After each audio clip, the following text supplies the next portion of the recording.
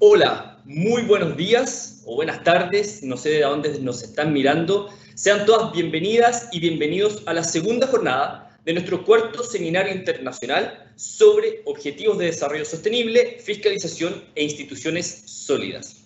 Antes de partir, queríamos agradecer sinceramente la respuesta que tuvimos el día de ayer en la primera jornada, cuando más de 700 personas se conectaron para escuchar la relación entre la devastación ambiental, la protección de los ODS 13, 14, 15 y el COVID-19. Hoy día queremos continuar, pero así como ayer hablamos de las causas que nos llevaron a esta pandemia, hoy día queremos hablar de los efectos de la pandemia. En palabras de la CEPAL, la pandemia del COVID-19 visibilizó los problemas estructurales del modelo económico y las carencias del sistema de protección social y brechas del régimen de bienestar. Por eso, consideramos que es muy importante que, así como hablamos de la parte verde, también hablemos de la parte social.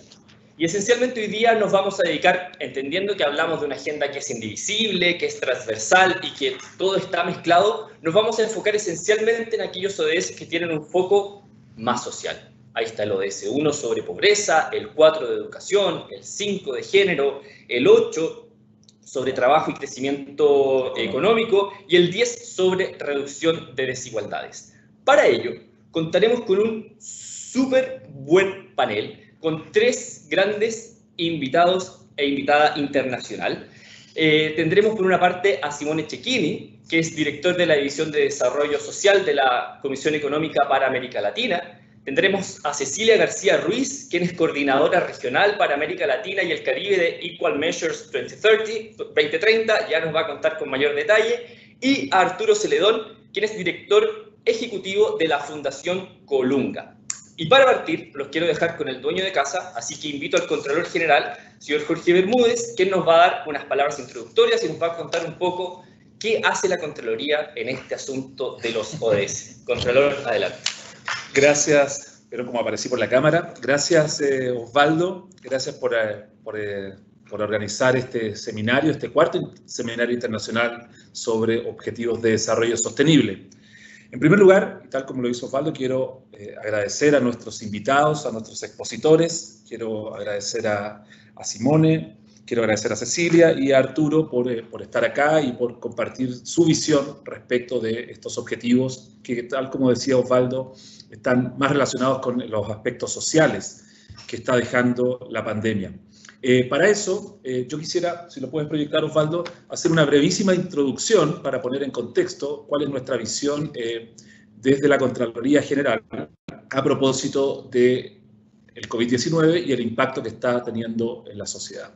En primer lugar, es evidente, voy a decir unas cosas que son un poquito evidentes a lo mejor para muchos de ustedes, pero solo para ponerlo en contexto. En primer lugar, hay que tener en cuenta que la pandemia no solo produce un efecto sanitario, sino que también, y probablemente por mucho tiempo, por un largo tiempo, incluso después de la pandemia, va a dejar efectos de otra naturaleza, que son sobre todo de carácter económico, social, educativo, laboral, etc.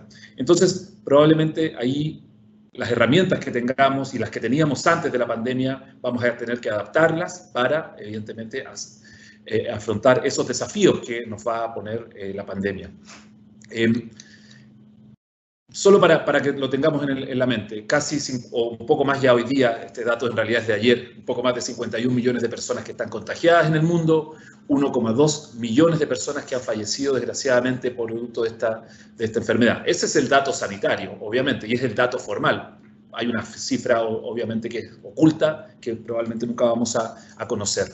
Pero también la pandemia ha afectado, a otro tipo de personas que tenían otras enfermedades y otras patologías. Solo pensemos en el caso, por lo menos del caso chileno, de la inmensa cantidad de personas que han visto que sus prestaciones médicas, sus tratamientos, sus atenciones se han postergado o derechamente no se han producido, producto de que esa consulta médica, esa atención de un doctor o esa lista de espera no avanzó lo suficiente producto de la pandemia.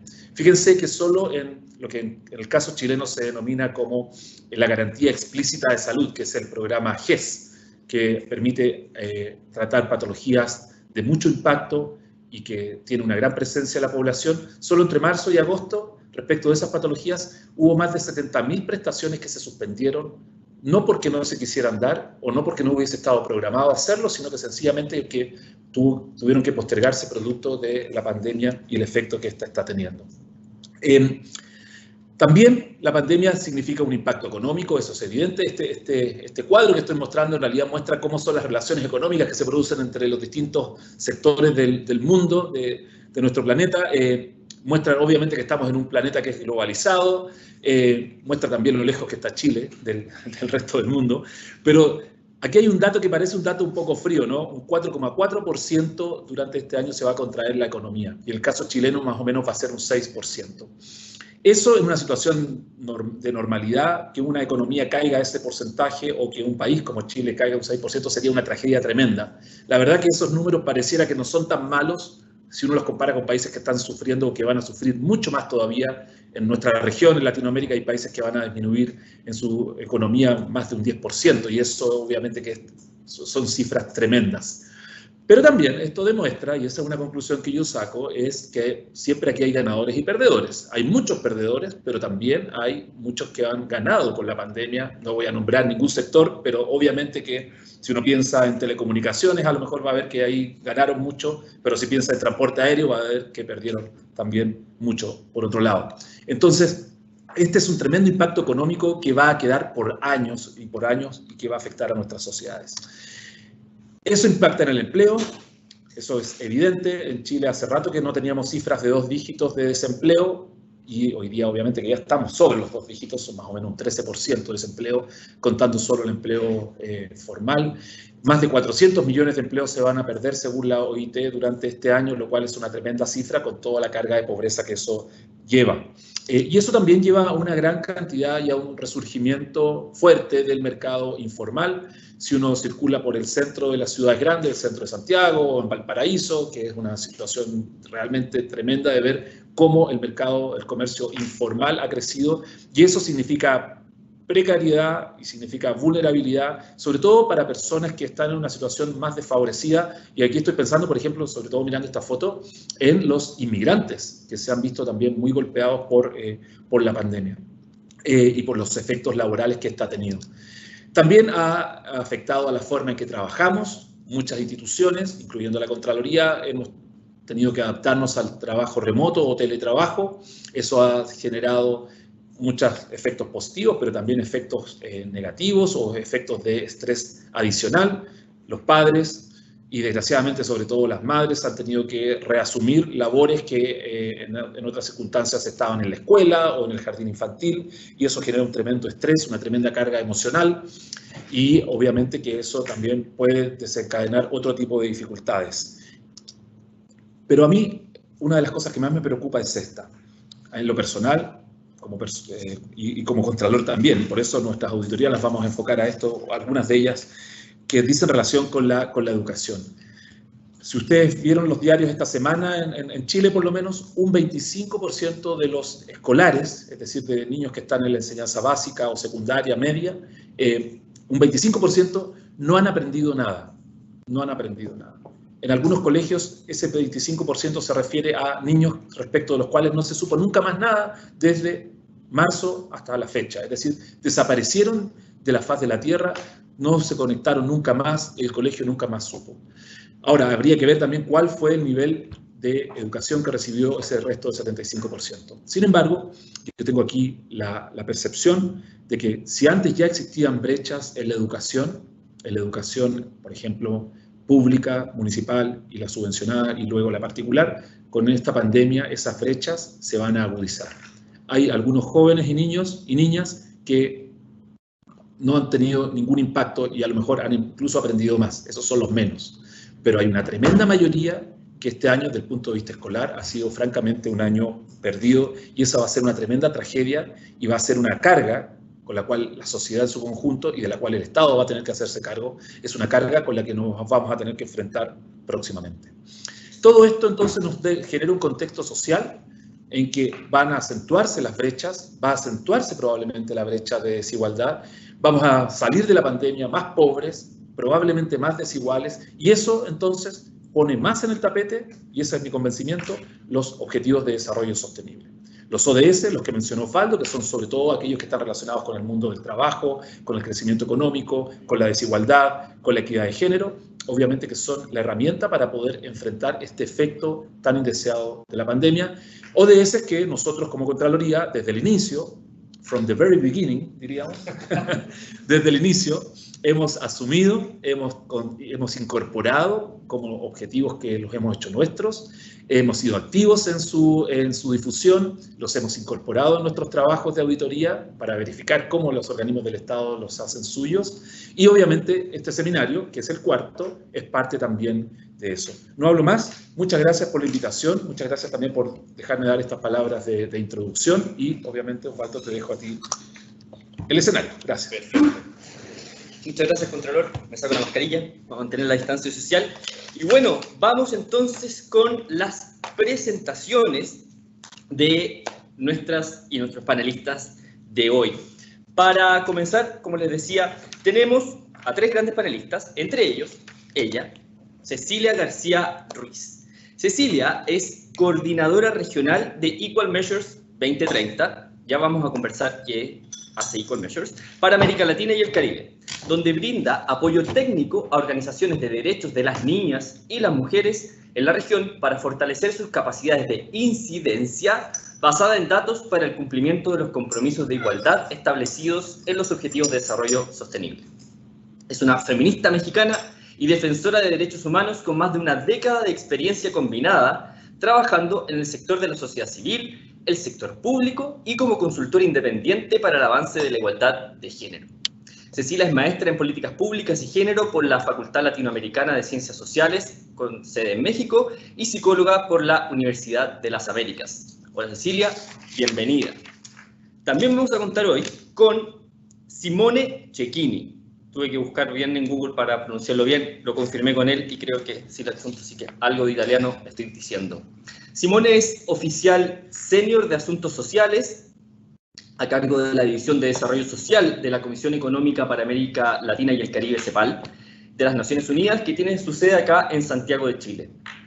Él se dedica al estudio de las políticas y programas de protección social, reducción de la pobreza y la desigualdad, temas en los cuales ha asesorado a distintos gobiernos acá de la región.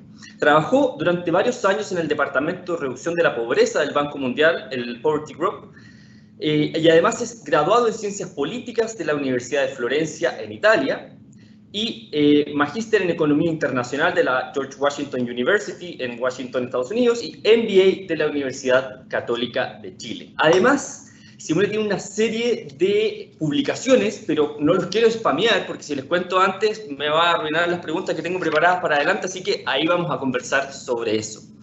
Y también nuestro tercer invitado es Arturo Celedón. Arturo es psicólogo y magíster en Sociología, con experiencia en proyectos de superación de pobreza y promoción de desarrollo humano desde la sociedad civil, con un especial foco en protección de infancia, gestión de organizaciones no lucrativas y cohesión social. Ha trabajado en protección de infancia en la Municipalidad de Peñalolén, una municipalidad acá en Santiago, en promoción del voluntariado en organizaciones como Techo o Infocap y en proyectos de cooperación al desarrollo y fortalecimiento organizacional en la Fundación América Solidaria. Actualmente se desempeña como director ejecutivo de la Fundación Colunga, cuya misión consiste en contribuir a la superación de la pobreza de niños, niñas y adolescentes, promoviendo la innovación social, la incidencia en políticas públicas y el fortalecimiento del ecosistema de la sociedad civil. Como verán, entonces, hoy día tenemos una mezcla de panelistas muy interesante porque vienen de distintas organizaciones del ámbito internacional, de la sociedad civil propiamente tal, y de la sociedad civil en conjunto con el sector privado. Entonces, un poco para partir, Simone, me gustaría preguntarte, más que preguntarte, que nos cuentes un poco cómo ha sido el trabajo durante estos últimos años, a partir del 2015, 2016 en adelante, de la CEPAL y los ODS. ¿Cuál es el rol que la CEPAL hoy día juega con los ODS? Gracias, Osvaldo, y un saludo para todos. La CEPAL, la Comisión Económica para América Latina y el Caribe, es un organismo de las Naciones Unidas, ¿verdad? Nos consideramos como un centro de excelencia en materia de desarrollo, ¿no? Fuimos creados por los países en 1948, somos bastante ancianos, y nuestra misión es promover el desarrollo de las economías, de las sociedades y promover la igualdad. Para nosotros es muy importante que sea un desarrollo con igualdad, igualdad de oportunidades, de derechos, de medios y de recursos. Y entonces, centralmente, desde 2015 hemos promovido los Objetivos de Desarrollo Sostenible en la región, tanto en estudio, pero también en distintas conferencias. Tenemos, por ejemplo, un foro donde participan todos los gobiernos para articular lo que hacen los gobiernos también con la sociedad civil. Veníamos hablando antes con Cecilia Arturo del rol clave de aterrizar los Objetivos de Desarrollo Sostenible desde lo que son las declaraciones de los gobiernos y llevarla a la vida de la persona y que esto tenga un impacto concreto. Entonces nosotros, por supuesto, hacemos también todo lo que es seguimiento a las estadísticas, a las cifras, a los números, porque los Objetivos de Desarrollo Sostenible tienen toda una serie de indicadores y de metas que hay que, basado en evidencia, hacer un seguimiento concreto, pero por supuesto, también que queremos que todo esto lleve a un impacto en la vida de la persona, lo que es tan clave en un momento de crisis como el que nos mostraba el controlador de la República con las cifras dramáticas que desafortunadamente este año nos ha tocado difundir en la región. Muchas gracias, Arturo. Creo que es súper clarificante. Efectivamente, ese foro, nosotros también acá en la Contraloría tenemos la Secretaría Ejecutiva de la OLACEF, que es un organismo que agrupa las Contralorías del continente, y Simone, hinchamos y lo logramos, y ahora estamos siendo invitados al foro todos los años, lo cual nos alegra mucho. Oye, Cecilia, te quería hacer una pregunta sobre Equal Measures, porque ayer estuve stalkeando, no tu perfil personal, pero sí lo que hace Equal Measures, y me queda una duda, ¿cómo es esta mezcla o este funcionamiento que une a la sociedad civil y al sector privado en una iniciativa como la de Equal Measures? Entonces, ¿cómo funciona eso y cuál es el principal foco de su trabajo? Si nos puedes contar un poco. Claro que sí. Primero, agradecerles la invitación a la Contraloría, al Contralor en nombre de nuestra directora Alison Holder. Para nosotras es un placer realmente poder participar en estos espacios y platicar sobre el trabajo que realiza Equal Measures 2030. A diferencia de la CEPAL, nosotras somos bastante nuevas, pero llevamos un par de años trabajando. Para quienes no nos conozcan, Equal Measure es un esfuerzo conjunto de las principales organizaciones de la sociedad civil, del desarrollo y del sector privado, como bien mencionabas, y nuestro objetivo central es trabajar con los movimientos de mujeres y de niñas en el mundo para fortalecer sus capacidades de incidencia utilizando datos y con ello contribuir a que puedan pues trabajar también de la mano con sus gobiernos en la rendición de cuentas sobre los compromisos de igualdad establecidos en la Agenda 2030 y en los Objetivos de Desarrollo Sostenible. Me preguntabas específicamente por qué una alianza entre estos diferentes sectores, porque partimos, al igual que lo plantea la Agenda 2030 y los Objetivos de Desarrollo Sostenible, las alianzas son muy importantes. El avance para la igualdad de género y para el logro de esta agenda no solamente recae en los gobiernos y en la sociedad civil, que históricamente hemos participado de estos procesos, sino también del sector privado, reconociendo que tienen un papel muy importante en la generación de muchas de las problemáticas y por lo tanto también en las soluciones, ¿no? Entonces necesitamos realmente la colaboración de todos estos sectores para trabajar y avanzar la agenda de igualdad de género particularmente, que es en la que nos centramos y bueno, que ahora justamente vemos cómo ha sido impactada y vamos a hablar un poco más adelante en este diálogo sobre el impacto que ha tenido en la vida de las mujeres y las niñas. Y de ahí la importancia también de reiterar que la generación de información y los datos de género son fundamentales para el trabajo que tenemos por delante, ¿no? Entonces, ya parte del trabajo que hemos hecho en los últimos 2 años nos demuestran justamente cuál es ese escenario global y regional donde estamos las mujeres y las niñas, y entonces qué retos se nos presentan frente a esta pandemia y en el proceso de recuperación post-COVID.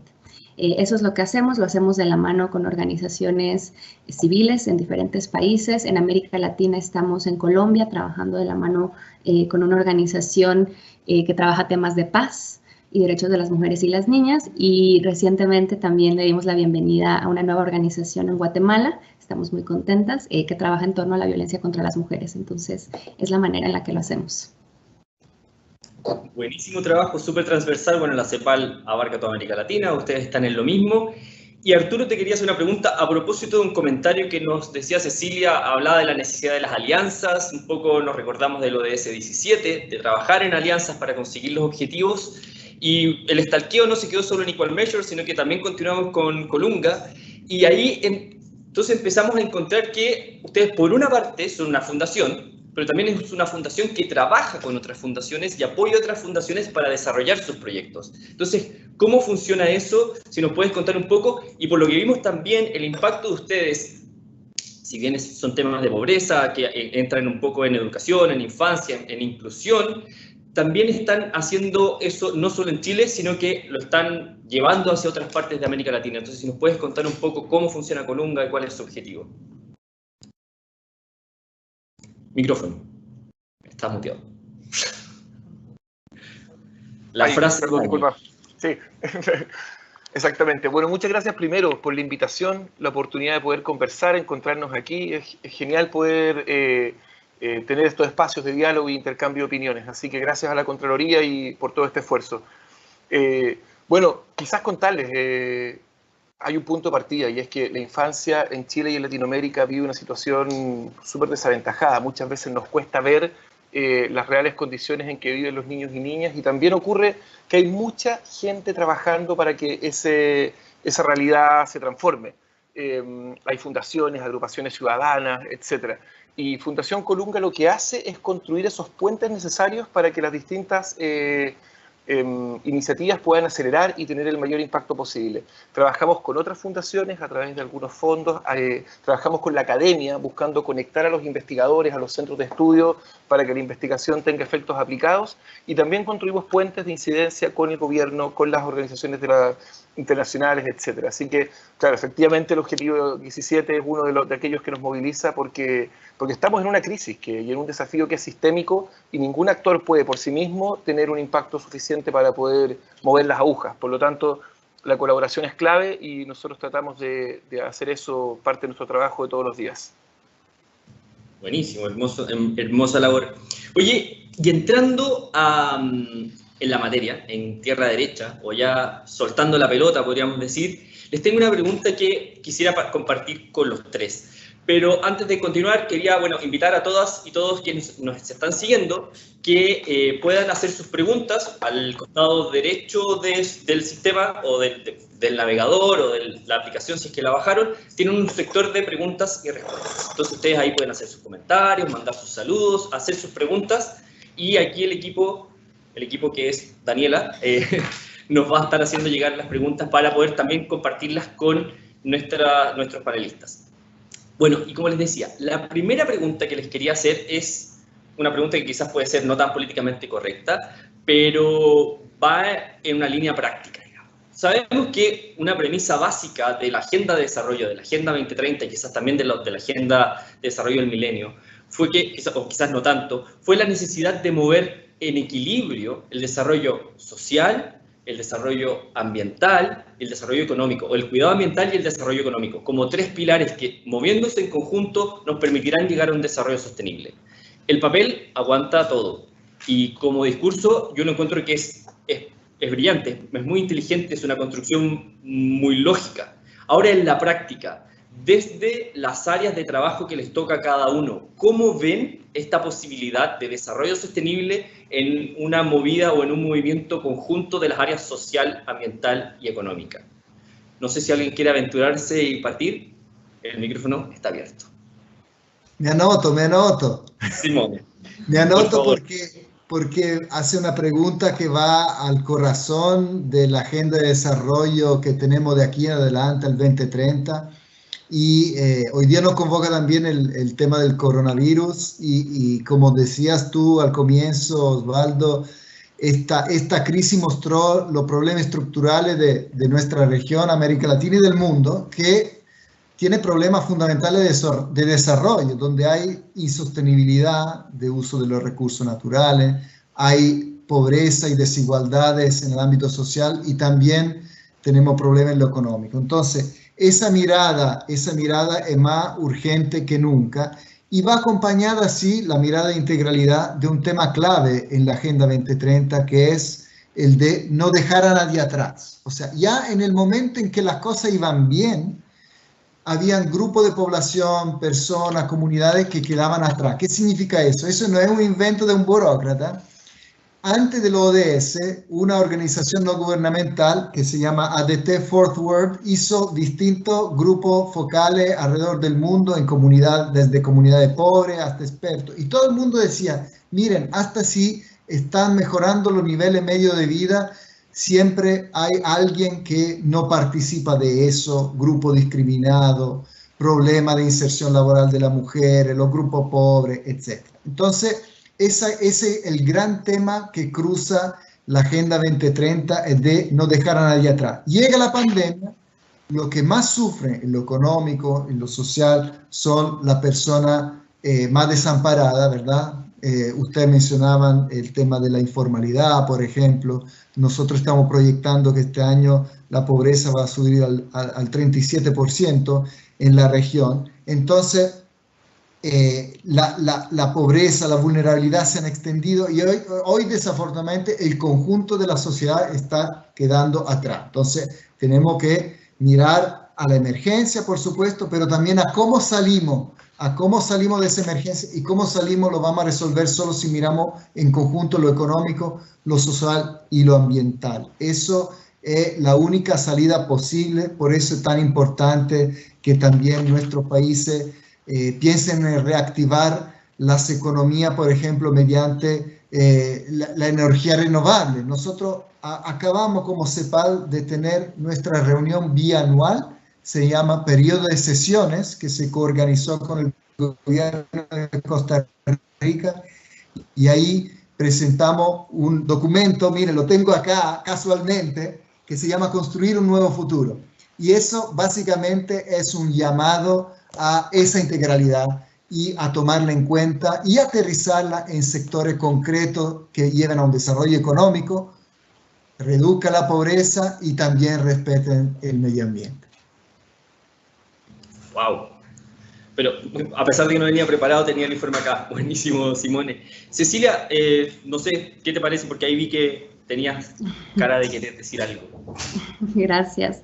No, bueno, creo que en línea con lo que dice Simone justamente, entender estas tres dimensiones de manera articulada, lo social, lo ambiental y lo económico, realmente apunta a mirar nuevamente el modelo actual de desarrollo y económico, que sigue estando basado en la concentración de la riqueza y la explotación de los recursos naturales, y entender cómo eso contribuye a mantener estos problemas estructurales, estas brechas, y a debilitar los sistemas de protección social es fundamental. Entonces, ante la pregunta de cómo hacemos esta premisa realidad y cómo cumplimos con este mandato de la Agenda 2030 de no dejar a nadie atrás, es justamente colocando a las poblaciones, a los grupos que están viviendo en esta situación de mayor vulnerabilidad y marginación al centro de la agenda y de los esfuerzos y de las acciones. Y ponerlos al centro implica realmente entender cuál es el impacto que está teniendo este modelo, ¿no? que continúa vigente, que estamos buscando transformarlo. Hay esfuerzos para implementar modelos más sostenibles. Sin embargo, estos pues todavía enfrentan diversos retos, ¿no?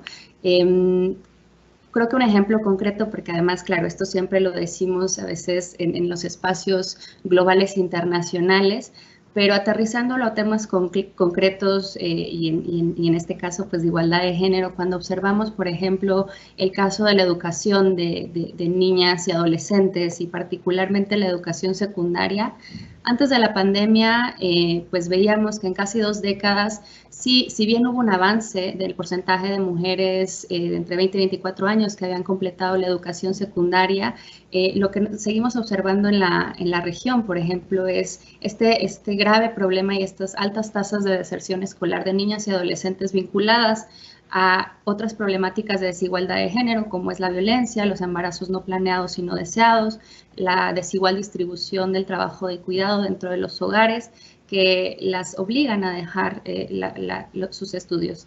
Y en el contexto de pandemia que estamos viendo actualmente, donde los sistemas educativos ahora tienen el reto de repensar pues el sistema y el modelo para hacerlo digital, en realidad lo que estamos viendo es que eso además ahora suma una brecha digital, ¿no? Ya había una brecha de acceso y de culminación de la educación básica para muchas niñas y adolescentes de la región, y bueno, en este nuevo contexto vemos retos y barreras adicionales, y entonces cuando hablamos de cómo hacer esta premisa del desarrollo social, ambiental, económico y de no dejar a nadie atrás, parte por entender justamente cuáles son esas realidades y cuál es el impacto a largo plazo, y entonces cuál es la obligación de los estados en las acciones que están llevando a cabo. Entre ellas la reorientación de los presupuestos y cómo estos han realmente, desafortunadamente, dejado de lado temas centrales que afectan particularmente a estas poblaciones más vulneradas y más marginadas, ¿no? Entonces, esa es también una reflexión importante de cómo hacer esto realidad, es no dejar de poner al centro las realidades y las experiencias de estas poblaciones. Sí. Perdón, Arturo. Perdón, en ese sentido yo voy a aprovecharme un poco de que el rol de la ONG permite ser un poco más chascón, pero claro, yo siento que hasta antes de esta crisis teníamos siempre presentábamos reportes de avance, vamos avanzando, tantos objetivos se movieron o no, pero en verdad mi sensación es que no lo estábamos haciendo tan bien, y que esta crisis lo que nos permite es darnos cuenta que estábamos avanzando rápido, pero no en la dirección correcta. En ese sentido, creo que esta crisis del COVID es un gran espejo que nos mostró efectivamente esa matriz de desigualdad en que estábamos montados y cómo el acceso a la educación era insuficiente, cómo estamos generando zonas de sacrificio en distintos lugares, condenando a poblaciones a condiciones de vida complejas, las crisis que tenemos en el cuidado de la infancia y las distintas poblaciones vulnerables. Así que en ese sentido creo que ahí también hay una oportunidad, y es que esta es una crisis que nos saca de discursos triunfalistas. La Agenda 2030 nos pone una meta, un horizonte claro, desde el cual, si uno lee en detalle, se dice diplomáticamente, pero lo que dice es que después del 2030, si no logramos cambiar el rumbo, ya no hay otro rumbo. Y no sé si nos estábamos tomando tan en serio esa última parte de la agenda. Por lo tanto, siento que esta crisis tiene un tremendo valor, y es que no estábamos tomándonos suficientemente en serio ese diagnóstico, y creo que aquí hay una muy buena oportunidad. Lo único que espero es que la urgencia de la reactivación económica no le quite relevancia a la importancia de la integralidad de las medidas, porque va a ser que cuando tengamos, cuando estemos enfrentando el desempleo que trae hambre, y el hambre que trae polarización y tensión social, es mucho más difícil conversar y es mucho más difícil tomar medidas complejas e integrales. Por lo tanto, creo que ahí hay un desafío para la política y para los hacedores de política pública que es muy potente y que requiere una conversación profunda a nivel de sociedad. Un diálogo que de verdad nos permita darnos cuenta de lo que está en juego en estos años. Sí, bueno, yo había preparado unas preguntas un poco más estructuradas, pero voy a aprovechar el impulso y el comentario que nos deja Arturo, y porque por una parte efectivamente yo creo que no hay que ser sociólogo, con respeto a que me merecen los sociólogos, pero no hay que ser sociólogo, pero sí quizás caminar por la calle o ver televisión o leer las noticias, para darse cuenta que quizás en el último tiempo se ha acentuado una brecha entre los requerimientos de la calle, podríamos decir, de la gente, y los gobiernos. Es una brecha que, bueno, siempre ha existido, porque el gobierno tiene que velar por un todo y que a veces la calle tiene peticiones más específicas. Pero esa brecha de alguna manera como que se ha ido abriendo, impactando de distintas maneras. Qué sé yo, aquí en Chile tuvimos una situación social fuerte el año pasado. Hoy día, hace unas semanas, celebramos un plebiscito para ver cómo solucionamos esta situación y qué sé yo. Pero lo mismo pasa en otros países. Bueno, veíamos en Perú algunas diferencias hace unos días, qué sé yo. ¿Cómo ven desde su perspectiva, desde su área de trabajo, que debería enfrentarse o cómo deberíamos trabajar en conjunto, porque esto no es una cuestión que los gobiernos vayan a hacer solos, que la sociedad civil vaya a solucionar sola, o que venga a las Naciones Unidas y diga esto se hace así, porque esto, ¿cómo vamos a solucionar en conjunto? Desde su perspectiva, esta brecha, ¿cómo la tratamos de salvar y de alguna manera ir acortándola? No sé quién quiere disparar primero. Yo siempre me anoto.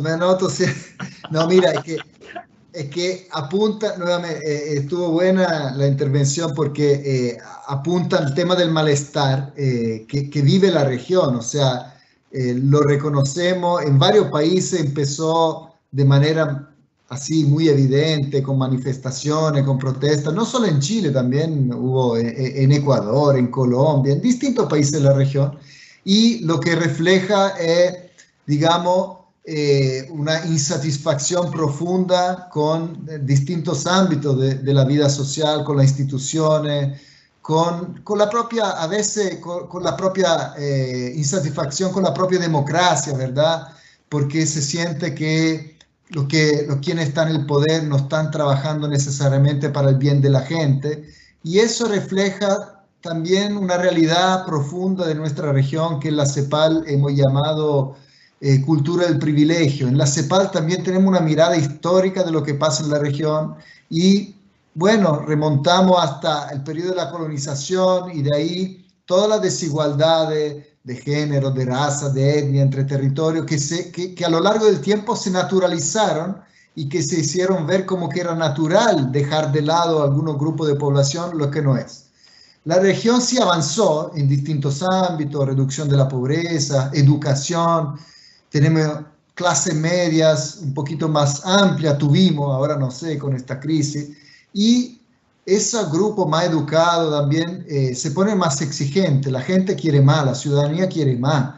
Chile en la región es el país con el ingreso per cápita más alto, ¿verdad? Pero al mismo tiempo hay tantos problemas de desprotección social, de informalidad, segmentación en la educación, segmentación en la salud, quienes pueden accesar servicios de primer mundo y otros de tercer mundo, y todo eso cuesta. ¿Y cómo salimos? Porque la pregunta que me hiciste, ¿cómo salimos de eso? Bueno, la idea es que la Agenda 2030, los Objetivos de Desarrollo Sostenible, la mirada que podamos proponer, se pongan a disposición para lo que es necesario en cada país, que es un nuevo pacto social. Sustancialmente, bueno, Chile es ejemplar en este sentido porque se dio un proceso de canalización ahora a través del plebiscito y de la oportunidad de escribir una nueva constitución. No en todos los países hay que llegar a eso, por supuesto, un pacto social se puede hacer de distintas maneras, pero sí, para aterrizar ese malestar hay que conversar los distintos sectores y hacer un nuevo pacto social, por supuesto sustentado por un pacto fiscal también, porque ahora estamos en un momento de estrechez de recursos y cómo vamos a promover ese desarrollo integral. Pero sí es un momento para replantearse muchas cosas. Sí, a mí me gustaría, si puedo... Dile nomás, porque justo te iba a preguntar, así que dale tú. Genial. Bueno, disculpa, lo que pasa es que quiero conectar esta respuesta de Simone, que estoy totalmente de acuerdo con la pregunta anterior. Primero contarte, Simone, que en la red de ONGs, cuando fue la primera crisis social en Chile, fundamos una agrupación que se llama precisamente el Nuevo Pacto Social. Y eso es lo que el sistema de las non-profits, de las distintas organizaciones está proponiendo. Porque creo que el pacto social antiguo que teníamos, si bien, como tú bien dices, hizo avanzar varias dimensiones del desarrollo, pobreza, ingreso, etcétera, lo hizo de forma muy poco sostenible. Y ahí coloco el punto con la pregunta anterior. Insostenible la naturaleza. Cuando uno toma un coche y sale a manejar fuera de Santiago, lo que ve es triste, ve campos muy explotados, nosotros tenemos ya el desierto en las puertas de Santiago. Eso no es sostenible, pero tampoco es sostenible en la interfaz humana. Cuando uno se da cuenta de la cantidad de horas que están trabajando las personas, cuando uno se da cuenta el enorme sacrificio que se hace porque los hijos se eduquen, por dar una... te das cuenta que los últimos 30 años de crecimiento se hicieron hipotecando cosas que no podíamos sostener. Y creo que este malestar tiene que ver con esa sensación, porque quien fue pobre no quiere volver a la pobreza. Ese es un pánico, y tiene toda la razón, porque esa es una condición de vida que no solo tiene que ver con la dignidad, que es un concepto que se ha puesto muy sobre la mesa, que tiene que ver con el respeto a lo esencial de cada uno, sino también con el sufrimiento y con lo que uno espera para los hijos y que no quiere que los hijos vivan lo que a una persona le tocó vivir. Por lo tanto, creo que ahí hay un desafío súper importante, y creo que el tema que estamos enfrentando hoy tiene que ver con una interpelación a las élites, que es muy importante. Hay unos sociólogos en Chile que dicen que tenemos una élite que es hidropónica, porque no tiene raíces, porque no tiene tierra, porque no tiene terreno. Y creo que ahí ese desafío de cómo se conduce no tiene solo que ver con la política, tiene que ver con los académicos, tiene que ver con todos aquellos que están tomando decisiones en un nivel más macro, que vamos a necesitar abrir espacios y abrir esos espacios de conversación. Y creo que si no tenemos ese pacto y esa conversación donde todos estemos de acuerdo en el mismo camino, vamos a necesitar una gran capacidad de diálogo y de articulación de miradas para poder diseñar ese nuevo pacto. Ese nuevo pacto, como es el mundo hoy, no va a llegar un iluminado que nos lo dicte. Nadie tiene ahí la receta, ni va a llegar ahí un Mandela o un Gandhi a decirnos el camino. Ahora se hace con todos y todas, o no se hace. Oye, y ojalá que no llegue ningún iluminado o ninguna iluminada, porque me dan miedo de repente los iluminados. Oye, y a propósito de esto, Cecilia, yo quería preguntarte por brecha, pero es que en el caso de género creo, corrígeme si me equivoco, pero creo que la situación quizás es al revés y quizás peor. Un poco, nosotros vimos que ustedes habían emitido un informe, un documento que es traducción libre mía, no sé si me equivoco, también me dices que es como el COVID-19 podría hacer retroceder a las mujeres varias décadas en temas de igualdad de género. Y ahí se veían algunos impactos súper fuertes que la pandemia está generando, imagínate que está generando al inicio, no queremos saber cómo se va después, en las mujeres. Yo me gustaría, si es posible, que nos puedas contar un poco sobre ese trabajo y las conclusiones de ese trabajo, en las distintas dimensiones que abordaron. Claro, y voy a contarte este trabajo también vinculado a las preguntas que ya nos hacías, porque justo mi respuesta apuntaba a la generación de información y entender cuáles son esas realidades, y completamente de acuerdo con lo que estaba diciendo Arturo, ¿no? Realmente esto también nos lleva a repensar cómo es la representación en esos espacios de diálogo y toma de decisiones para la construcción de un nuevo pacto social que sea realmente inclusivo.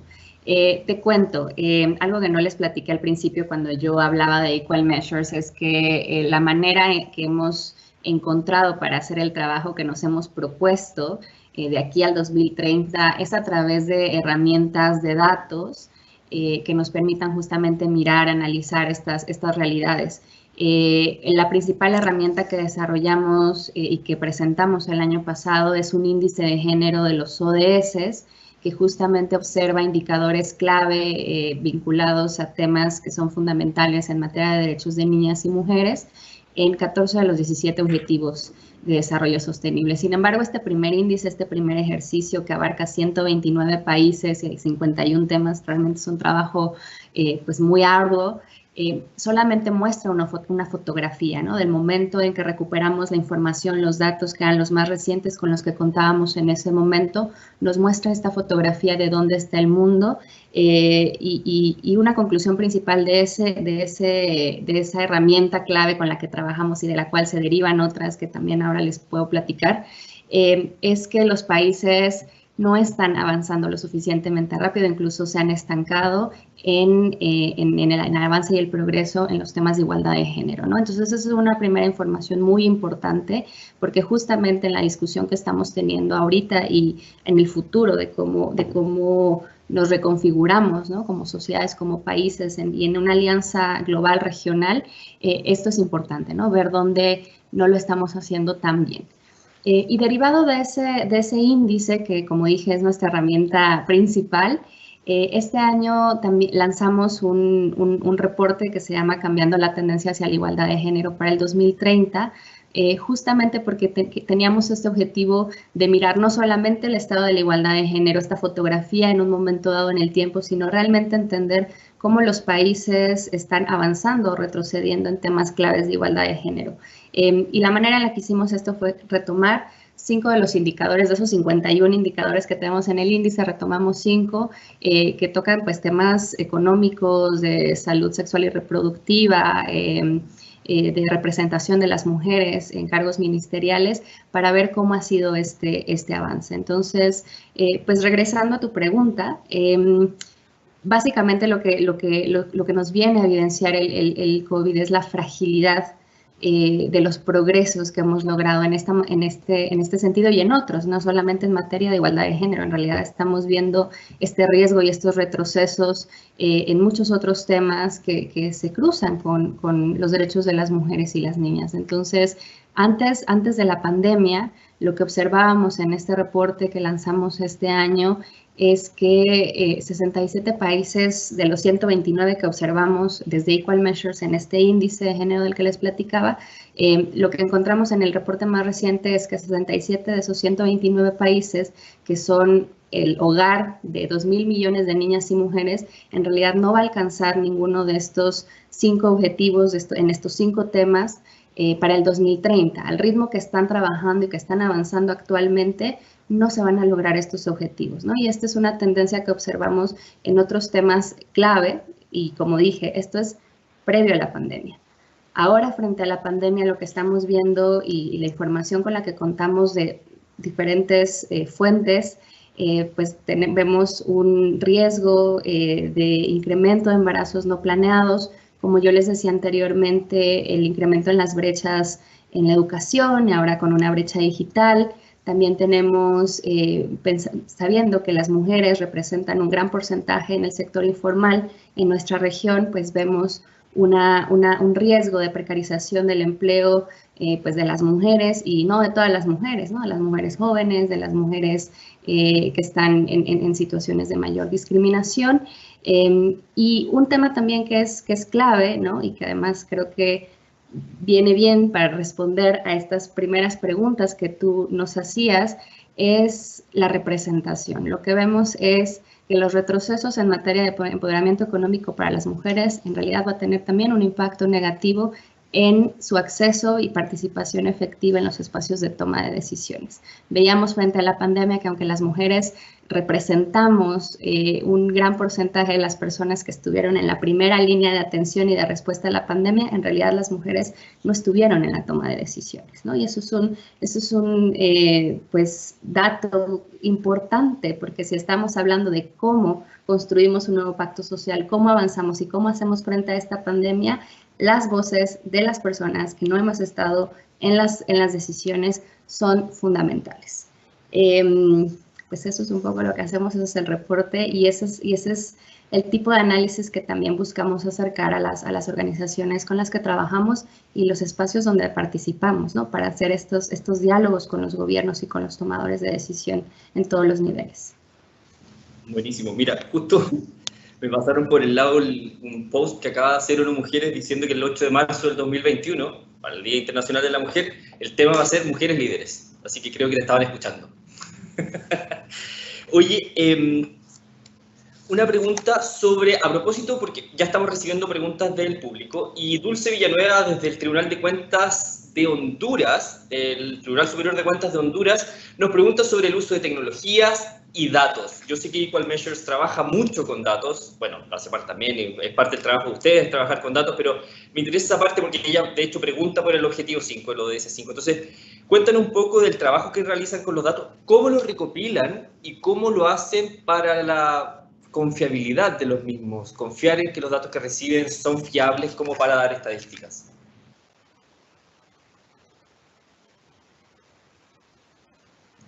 Es una pregunta. Bueno, yo puedo hablar rápidamente de Equal Measures. Nosotros no recopilamos datos. Más bien no generamos datos, los recopilamos de fuentes de información oficiales que existen, ¿no? Y que tienen sus propias metodologías para garantizar la confiabilidad de esos datos. Entonces, lo que hace nuestro gran equipo de datos dentro de la organización es recopilar esa información, obviamente, pues observando, ¿no? Asegurando que efectivamente son datos que vamos a poder utilizar para mostrar estas realidades. Y a partir de otras metodologías, pues se hace, en el caso del índice, por ejemplo, una análisis y se hacen las proyecciones, ¿no? Esto es una cosa más técnica y seguramente Simone tiene más experiencia en el tema, pero se hacen métodos estadísticos para hacer estas proyecciones y en el caso del índice, por ejemplo, para poder establecer un ranqueo de países y poder ver cómo se están desempeñando, si bien, mal, regular, y poder hacer este comparativo entre países y regiones. Entonces, sí es una cuestión como mucho más técnica que ustedes podrán encontrar también en nuestros reportes, ¿no? Esta explicación de cómo trabajamos la metodología. Una disculpa si yo no se las puedo explicar acá, sale de mi área de expertise, pero sí es algo que ustedes también van a poder encontrar en nuestros reportes y en la página y en nuestro centro de datos también. Estás en mood. Me tocó a mí. A propósito de datos, también nos pregunta Maynor Rodríguez, y que es una pregunta que Simone, como alguien quien trabaja en un organismo parte del sistema de Naciones Unidas, podría darnos alguna visión. Nos dice, considerando que estamos atrasados, que llevamos 5 años que no nos hemos movido lo suficiente, y esto a partir de lo que han dicho ustedes como panelistas, ¿qué tan factible podría ser para los países replantearse al menos algunos ODS y reconsiderar agregando al menos 5 años más, o dar una prórroga de plazo, o cambiar las metas, o qué sé yo? ¿Eso es algo que sea factible, que se haya considerado? Mira, primero quiero aprovecho para retomar el tema de los datos, porque como es un tema a veces muy poco sexy, ¿verdad? Se habla muy poco. Entonces, de verdad que es importante también lo que destacó Cecilia, el uso de los datos oficiales y la importancia de los sistemas estadísticos nacionales, porque en momentos además como estos, donde hay que tomar decisiones, quiénes son los más afectados, cómo avanzar en política pública, son tan clave y de hecho, bueno, la CEPAL acompaña también la Oficina Nacional de Estadística en cosas bien concretas, porque por ejemplo las encuestas de hogares que se hacen de rutina ya con la pandemia no se pudieron hacer presencialmente, entonces hay que hacer toda una serie de ajustes para hacerla telefónica, pero hacerla comparable, entonces ojalá en los países se mantenga el financiamiento y la solidez de los sistemas nacionales de estadística porque son clave para la toma de decisión de política pública y también, por supuesto, en el mundo ya de la inteligencia artificial y de las grandes novedades, por supuesto, podemos usar fuentes alternativas, pero yo siempre quiero destacar la importancia del sistema estadístico oficial. Y sobre la pregunta, efectivamente, estamos... En este momento, miren, la CEPAL proyecta a nivel económico que la región, el controlador puso los datos para el mundo, menos 4,4, para Chile, menos 6% del PIB. Para América Latina nosotros estamos proyectando un decrecimiento del menos 9,1%, un aumento de la pobreza al 37%. Y toda una serie de otros indicadores, aumento de la desocupación, aumento de las brechas en distintos ámbitos, aumento de la desigualdad del ingreso, por ejemplo, porque los trabajadores más afectados son los que están en la parte baja de la distribución, lo que significa que se ensancharía la desigualdad del ingreso. Todo eso pone en jaque el cumplimiento de las metas que nos planteamos para el 2030. Ahora, ¿tenemos que cambiar la meta o tenemos que redoblar los esfuerzos? Yo ahí haría un llamado a redoblar los esfuerzos, ¿verdad? Que en concreto, cuando hablamos de estas cifras que parecen un poquito a veces frías, no hablan de cosas bien concretas también. La extrema pobreza en la región va a subir el 15%. Extrema pobreza significa algo bien concreto, que los hogares no van a tener ni los recursos monetarios para adquirir una canasta básica de alimentos. Nosotros nos propusimos erradicar la extrema pobreza, llevar el fin de la pobreza, llegar a cero, o sea, que todos tengan al final del día algo de poner encima de la mesa y no pasar hambre. Entonces, eso no lo podemos llevar al futuro. Hay que cumplir bastante en lo inmediato. Entonces, mi llamado sería, si viene complejo, más que a cambiar el horizonte temporal de nuestra meta, en considerar cuán claves son para la vida. Esta crisis lo que ha puesto, creo, nos ha hecho repensar muchas cosas en la vida, yo creo. Estamos hablando por este medio, por una pantalla, no en persona, como nos gustaba hacer, y las cosas importantes toman centralidad, la vida, todo el rol de las mujeres, por ejemplo, el cuidado muchas veces era invisibilizado. En pandemia se hace clave, los niños no están en el colegio, están en casa, quién se hace cargo, las personas se enferman. Entonces, en ese sentido, de verdad, tomemos este llamado de la Agenda 2030, intentemos cumplir. Las proyecciones son pésimas, son muy malas, pero como sociedad esforcémonos y pongamos más recursos para cumplir ese objetivo en vez de dedicarlo a otras cosas. Yo me quería subir un poco lo que dice Simone, y es que, claro, el lenguaje de metas, indicadores, a uno como que enfrían el tema. Aquí el tema es cuánto tiempo vamos a tolerar los efectos de estos problemas que estos indicadores y metas están midiendo. Nosotros estamos ahora en una alianza con muchas fundaciones en Chile, otros donantes, fundaciones de terreno, e hicimos un fondo para apoyar a las organizaciones de base que estaban apoyando. Y el 86% de las iniciativas nos pidieron ayuda para garantizar el acceso a la comida y el acceso al agua. O sea, cuando uno se da cuenta que ese es el nivel de urgencia de la realidad en que estamos trabajando hoy, uno dice, bueno, la verdad es que hay que redirigir los esfuerzos y redoblar y no gastar en otras cosas, porque efectivamente no es que uno pueda en 3 años más evitar recuperar la deserción escolar. Esos 3 años son críticos para la vida de muchos niños y sobre todo mujeres que van a abandonar sus trayectorias de inclusión educativa. Por lo tanto, claro, no es como cuando uno va donde el jefe y negocia, oye, cambiemos la meta, que el KPI no me va a dar y así. Aquí el tema es cómo colocamos el foco en los efectos en la vida de las personas y en la composición de nuestras sociedades. Y el sentido de urgencia aquí es clave. Yo creo que los efectos de la pandemia son unos y los efectos de la medida para combatir la pandemia son otros, y tenemos que estarlos mirando en paralelo porque se está jugando mucho en estos años. Bueno, así es. Los ODS tienen su parte pues, esencialmente positiva, que llaman la atención, que nos buscan, pero de repente son tan bonitos que la gente se queda perdido los colores y se genera una desconexión de que detrás de estos colores muy bonitos, de estas 17 cuadraditos, hay personas que están pasando hambre, que están sufriendo discriminación o que tienen problemas de acceso al agua, o etcétera. Y hay un punto que el Contralor mencionó al inicio, hablaba de que el 25%, según datos que se habían sacado, 25% de los alumnos, o alumnas y alumnos este año no han tenido conexión, o sea, no se ha sabido de ellos desde el inicio de la pandemia. Aquí en América Latina, por lo menos en Chile, partimos más o menos a mediados de marzo.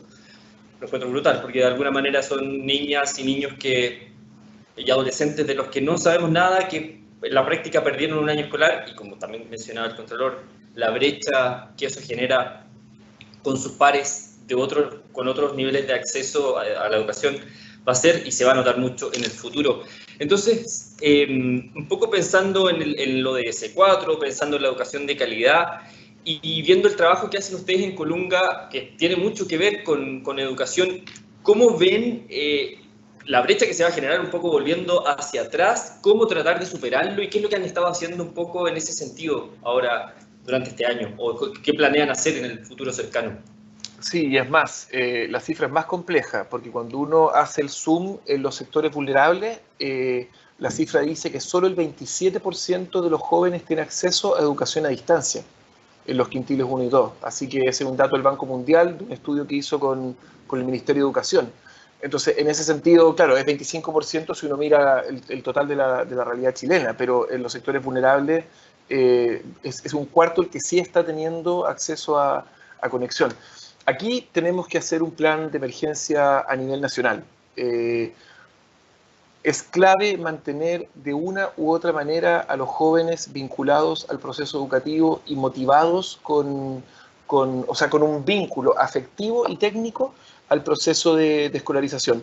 Si es que el joven que deserte en esta etapa, y el Ministerio de Educación en Chile proyecta que va a haber unos 80.000 jóvenes, hombres y mujeres, que van a abandonar el proceso educativo, automáticamente se suman un gap o una brecha gigantesca en sus procesos de desarrollo y en su proyecto de vida. Así que ahora todo lo que podamos hacer por mantenerlos incluidos, todo lo que podamos hacer por recuperar porque el retroceso en términos de contenido sea recuperado en los próximos años, y sobre todo cómo apoyamos a las instituciones educativas para que puedan ir a buscar a esos jóvenes a sus casas, es absolutamente esencial.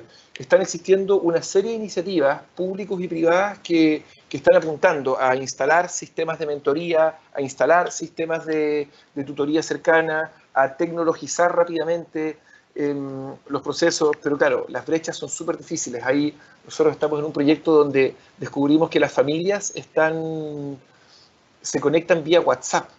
Por lo tanto, hay que mandar los contenidos vía WhatsApp, que es la forma que consume menos datos, que la gente tiene efectivamente posibilidad de dar. Y ahí yo sacarle el sombrero a todos los equipos del sector de educación. Ellos no estaban preparados para este desafío, no tenían los contenidos a nivel de tecnología, y han hecho un gran esfuerzo y han innovado de forma radical. Y se les vienen todavía un par de años más de una tremenda demanda, así que reconocimiento al sector, a los profesoras y profesores, a los equipos directivos y a todo el ecosistema que trabaja ahí, y un llamado a la colaboración, porque creo que efectivamente ahí lo que se está jugando, sobre todo con los estudiantes de educación media y los estudiantes de los primeros ciclos básicos, es muy importante. Creo que todos vamos a tener que hacer un gran esfuerzo ahí como sociedad. Así es. Oye, bueno, mira, continuando con las preguntas aquí, Nicolás nos preguntaba si hay metodologías específicas de auditoría de ODS, cuáles son los desafíos, y a Nicolás invitarle a que visite la página de la OLACEF, organización de la que nosotros tenemos la secretaría aquí en Chile, pero que trabaja en toda América Latina. Ahí Brasil ha hecho un tremendo trabajo sobre auditorías de ODS. De hecho, actualmente hay 2 cursos que son MOOC, que se llaman, que son cursos abiertos en línea, que son de libre acceso, gratuitos, tú puedes entrar. Hay uno sobre ODS y fiscalización, que es uno más general, y uno sobre auditoría de desempeño enfocada en objetivos de desarrollo sostenible. Y además tenemos un blog en la misma página de la CEF, que también te invitamos a revisar, donde hace unas semanas UNDESA, una representante de UNDESA, se refirió específicamente a ese tema. Y retomando el tema, creo que brecha es como la palabra que está más presente hoy día en términos generales, porque ha salido en las preguntas, ha salido en los comentarios de ustedes, y parece que por ahí va el asunto. Y relacionado con datos y relacionado con brechas, Cecilia, me gustaría hacerte una pregunta desde la perspectiva de ustedes. ¿Dónde ven que estarían las mayores brechas en la información, en el acceso a información del trabajo de ustedes? Esencialmente, un poco pensando en la idea de la que nos hablaba Arturo, porque dice, claro, 25% es el número general de alumnas y alumnos de los que no se ha tenido noticia, pero cuando entras al Zoom, ese 25 es al revés, es 25 el que estaba conectado cuando hablamos de gente pobre. Entonces, cuando hablamos de brecha de información, ¿dónde ven ustedes desde Equal Measures que están las mayores brechas de información en las que a la larga pueden traer mayores problemas o menores avances en cerrar esa brecha de género por el otro lado? Tres ideas centrales que parten justo del trabajo que hemos realizado precisamente para hablar de brechas, porque acá lo que decimos es que la falta de información también es información, ¿no? Y en términos de incidencia, el no contar con datos de información clara sobre las realidades que estamos tratando de atender desde la política pública, etcétera, pues es muy importante. Entonces, primero, cuando hablamos de brechas, una primera idea a tener en cuenta, y es importante, es que a veces, aunque es importante el trabajo que hacen los sistemas de información y estadísticos de los países y los datos que se recuperan en otras en otras fuentes de datos, es que los agregados nacionales y los datos nacionales corren el riesgo a veces o muchas veces de invisibilizar desigualdades que enfrentan, en este caso, las mujeres y las niñas, pero otras poblaciones, ¿no? Entonces, si bien es cierto que necesitamos tener esta mirada, ¿no?, más nacional y con ciertas metodologías para poder hacer estos comparativos y estos seguimientos, ¿no?, hablando justo como de la fiscalización y luego lo que los países reportan en los mecanismos de seguimiento a los ODS son importantes, no podemos dejar de lado justo esa otra información sobre los mismos indicadores con los que estamos trabajando, pero de lo que sucede a nivel subnacional local, ¿no? Porque estos agregados nacionales pueden invisibilizar. Entonces, en términos de brechas, un dato importante es ese, ¿no?, a tener en cuenta. Y después, algo que también hicimos el año pasado cuando lanzamos el índice de género de los ODS desde Equal Measures 2030 y decirles que no solamente tenemos un reporte que sintetiza los hallazgos, sino que tenemos un centro de datos que concentra toda esta información, que tiene visualizaciones que la gente, las defensoras y los defensores pueden utilizar. También nos dimos a la tarea de hacer un listado de estas brechas de datos que hemos pues identificado y que en esta agenda y pues en las que vengan y en el trabajo que hacen los países y las regiones es importante atender porque se vinculan a temas e indicadores que ya están contenidos en los ODS. Entonces, bueno, por mencionar algunos ejemplos, si observamos el ODS 1, el de pobreza, pues una brecha o información que realmente con la que no contamos para todos los países que estamos observando y por lo tanto no se incluye en nuestro índice, es cómo se hace la distribución del ingreso dentro de los hogares, por ejemplo. Sabemos que esta información se recupera, pero al ser el índice una herramienta que busca abarcar un gran número de países, cuando no contamos con esa información, difícilmente la podemos incluir en el tipo de herramientas que producimos. Lo que no quiere decir que las organizaciones con las que trabajamos a nivel de los países no puedan hacer este trabajo, ¿no? Pero una parte importante de tener también esta fotografía y este panorama de cuáles son las brechas de datos nos permiten también hacer ese trabajo a nivel local. Otro ejemplo que señalamos, por ejemplo, dentro del objetivo 5, igualdad de género, es pues en términos como de la agencia de las mujeres en materia de salud reproductiva, ¿no? Y hablar de agencia pues nos abre toda otra serie de dimensiones porque no solamente se limita el acceso a ciertos servicios, a métodos anticonceptivos, sino que tiene una dimensión más allá. La participación de las mujeres en los espacios de toma de decisiones en todos los niveles en torno a cambio climático, por ejemplo, bueno, por mencionar algunos ejemplos, la brecha salarial, etcétera. Entonces, este es justamente pues un ejercicio que también ustedes pueden encontrar en nuestras herramientas y que apuntan a esos otros temas que no es que no estén contenidos en los ODS, pero donde los países en realidad están enfrentando también muchos retos para generar la información que necesitamos para hacer esta priorización, para hacer esta reorientación de presupuestos, etcétera. Muchas gracias, Cecilia. Bueno, lo decíamos al inicio, los ODS, la Agenda 2030 es una agenda transversal que toca diversos temas.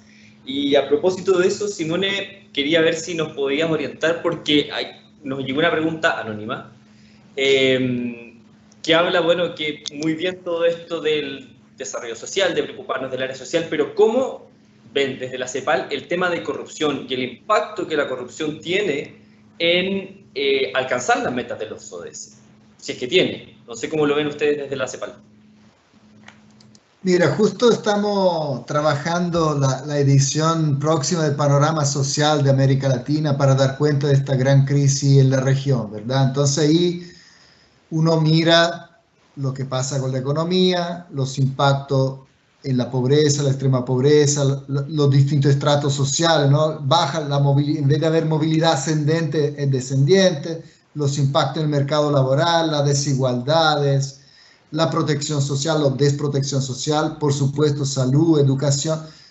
el cuidado, y finalmente también hay que dar cuenta, y de hecho estamos viendo todo el tema del malestar, que está conectado con distintos ámbitos. El malestar respecto a condiciones objetivas de desigualdad, pobreza, pero también el malestar en las relaciones sociales, dificultades que tenemos, ¿no? El no confiar en las otras personas, y también el malestar en relación con lo que es toda la parte política e institucional, que hablamos brevemente antes, y que por supuesto incluye el tema de la corrupción. O sea, es un tema que no es fácil de abordar porque nosotros no somos un ente fiscalizador, la CEPAL, pero por supuesto sabemos que hay primero un efecto concreto en la vida de la persona, porque corrupción significa que los recursos económicos que se debieran destinar al desarrollo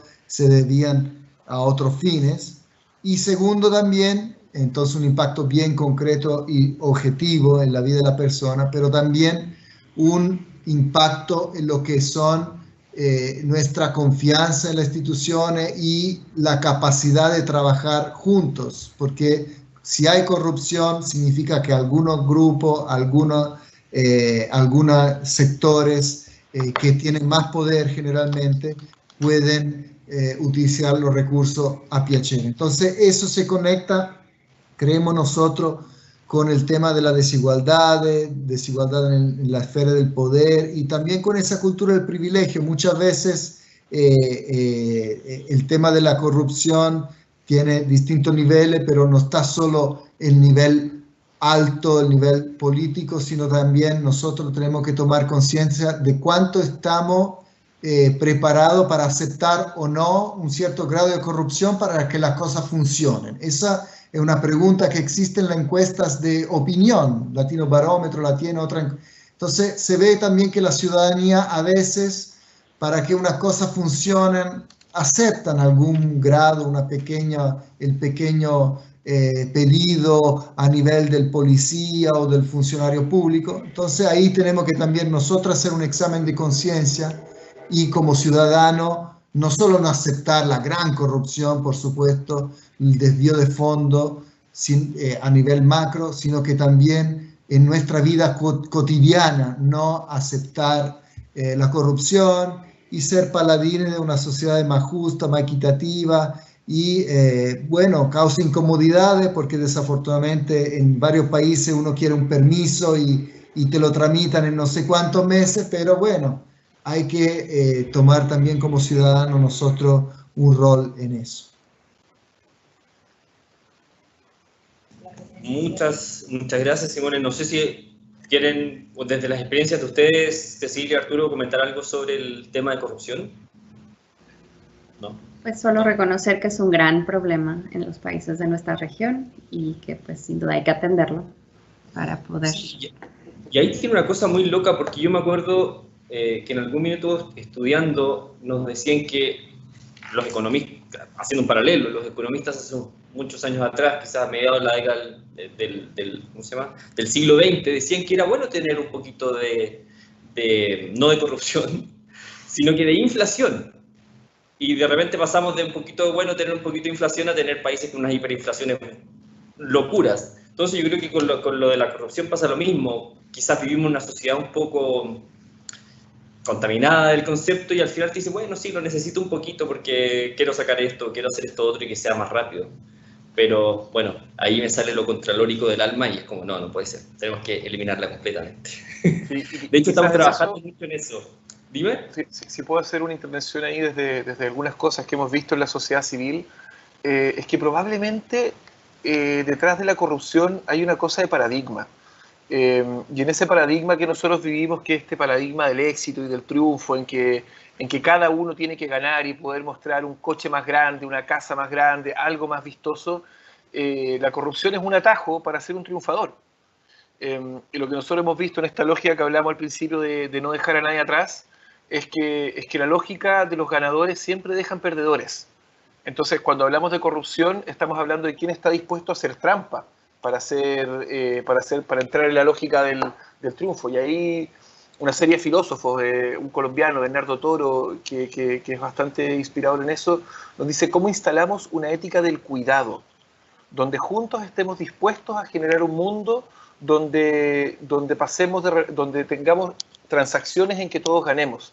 Y eso es clave, por un lado, para que nadie quede atrás y los resultados del desarrollo sean sostenibles para todos y equitativos y se repartan, y para que episodios como la corrupción no sean tolerables. Si al final vamos a separar el mundo entre ganadores y perdedores, ¿quién no estaría dispuesto a ser uno por cumplir las reglas del juego de la sociedad en que estamos establecida? Y creo que ahí la reflexión tiene mucho que ver con esos paradigmas de funcionamiento, y por lo menos desde el non-profit y desde las ONG nos hace mucho sentido ese diálogo de qué estamos dispuestos a hacer por bajar la velocidad y acompañar a quienes han resultado vencidos en ese paradigma. Creo que eso es súper relevante, y creo que el tema de la corrupción nos refleja, son las consecuencias naturales de una forma de pensar. Sí, absolutamente. De hecho, yo creo que en todos los países de América Latina existe un concepto para aquella persona que es más, podríamos decir, más despierta y busca un atajo para conseguir sus objetivos. En todos los países, que este es Billo, el Jaiquinho en Brasil, o que todos tenemos un concepto para eso. Y el solo hecho de tener el concepto me lleva a pensar de que, claro, es una cosa cultural. Y lo condenamos cuando es un político o alguien en una posición de poder que lo hace, pero no hacemos lo mismo cuando estamos al otro lado, porque lo vemos como que es parte de la normalidad y bueno, me puedo saltar la fila si total no es tan malo. Y tu comentario, y si te fijas, son palabras que son ambivalentes, porque son positivas y negativas al mismo tiempo. Y por lo tanto nos muestran que lo que tenemos que hacer es cuestionar esa forma de pensar. Y yo, si me permite nada más añadir el comentario, es que yo no desvincularía este debate en torno a la corrupción justamente del modelo de desarrollo económico imperante, claro, porque básicamente eso es lo que estamos viendo. Es un modelo que concentra riqueza y explota recursos naturales, echa mano de la corrupción, y eso es lo que hemos visto. Entonces, apostar por una transformación de ese modelo donde se redistribuya la riqueza, donde se implementen modelos de consumo y de vida más sostenibles, que no pongan en riesgo los derechos fundamentales de las personas que han sido históricamente marginadas y discriminadas. En realidad, también desde mi punto de vista, y esto es a título personal, es un paso importante para atender esta problemática que vemos en América Latina y en el mundo. O sea, no es una cosa exclusiva de nuestra región. Entonces, yo sí quería dejar esa idea ahí colocada, porque realmente ese es el modelo que estamos tratando de cambiar, y eso es a lo que apunta también esta agenda de desarrollo, que es la que decimos que es la hoja de ruta para lograr estos avances. Así es. Oye, mira, aquí entre quienes nos hacen preguntas no nos llamaron la atención, pero sí nos tocan un tema que, si revisamos los cuadraditos, los ODS que mencionamos en la invitación, en el panel, en los avisos, no estaba. ¿Qué es el ODS 3? Y ahí me gustaría, sobre salud, y ahí me gustaría hacer un poco un enganche con lo que decía el Contralor al principio, las atenciones que aquí en Chile se han visto suspendidas o simplemente eliminadas, que estaban programadas y no se han realizado por el COVID, a propósito de un trabajo que preparó Simón este año, entiendo que se llama Enfrentar las desigualdades en salud en América Latina, el rol de la protección social. ¿Cómo se ve el impacto que esta pandemia tendrá en los temas de salud? Y no me refiero a la salud de tener tos en este minuto, sino que como sistema de salud a nivel continental. Sí, mira, lo que estamos haciendo un llamado es para la salud universal, ¿verdad? Si pensamos desde un enfoque de derechos, algo que creo que es bastante compartido por todo el mundo, que tenemos que cada uno de nosotros realizar el derecho a la salud, y qué ámbito de la política pública es más claro que tiene sentido que haya un sistema universal donde todos podamos acceder con una buena calidad. Eso claramente en la salud y la pandemia lo visibilizó, y desafortunadamente no es así en la región. Existen algunos países con sistema universal de salud. Brasil tiene el sistema universal de salud, en Cuba hay salud universal, hay países que han avanzado mucho a través de los FONASA, ¿verdad? O en Chile de la garantía explícita en salud, de extender, garantizar algunas condiciones para el grupo más amplio posible de la población, pero la realidad es que hay todavía en muchos países un acceso a la salud que es mediado por el mercado de trabajo, y si tú eres un trabajador formal o informal, tiene un acceso muy distinto a prestaciones de salud, y eso va también de la mano con los distintos niveles de ingresos. Entonces llega la pandemia y por supuesto nuestros sistemas de salud, que son fragmentados, son débiles, sufren, tienen complejidades para responder, y nuevamente se visibiliza la necesidad de que este sector sea fortalecido. Por supuesto, digo, hay un rol público. El Estado no es que necesariamente tiene que hacer todo, pero sí tiene que garantizar la salud.